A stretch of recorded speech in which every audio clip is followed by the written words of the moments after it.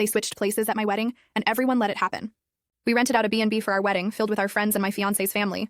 I used to think the strangest part of the entire thing was how stiff my new husband seemed during the vows. He smiled, sure, but it didn't reach his eyes. His voice shook a little, and his hands were clammy. Nothing like the man I knew, the one I'd built a quiet, loving life with. We'd been together for 5 years. I thought I knew every inch of him. I assumed he was nervous because his twin brother, who was supposed to be his best man, hadn't shown up for the ceremony. They were identical and inseparable. Everyone always joked about how they used to switch classes in high school, confuse dates, even pull pranks on their own parents. But I never thought of it more than harmless pranks when they were kids.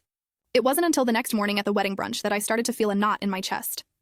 His aunt, a little tipsy on mimosa, leaned over to me and said, "You must really love them both, huh?" I laughed politely. She raised her eyebrows and added, "I still can't believe they pulled it off." My smile froze.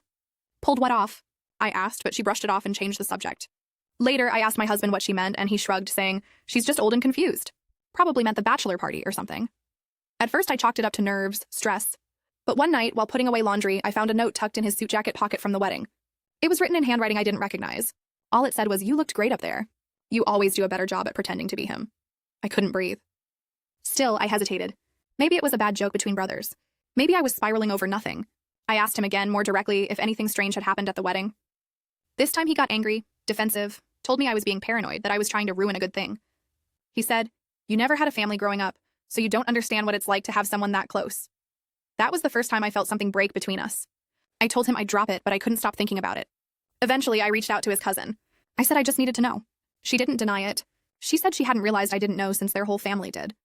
Apparently, the groom had gotten sick, probably still hungover just before the ceremony, and his brother offered to step in. She said it was only for the ceremony. He didn't want to ruin the pictures. I felt physically ill. Now I don't know what to do. How do I confront him about this? Update. In my previous post, half the replies told me to let it go. The other half told me to run. I didn't know what to do. Now I know I should have run. I kept digging after his cousin told me the truth, and the more I uncovered, the more my skin crawled. I started thinking back to little inconsistencies, how he once forgot the name of my college roommate, even though we talked about her a dozen times, or how he suddenly didn't know where we kept the salt. I even found a copy of his twins' gym membership tucked into my husband's drawer. When I finally confronted him armed with a timeline and proof, he didn't even deny it. He said, "You're acting like this is some kind of betrayal. It was harmless. I needed a break and you got what you wanted." We both showed up. I asked him how long it had been going on. He said since the beginning. They had been switching places intimately, emotionally, for years. I had married 2 people without knowing.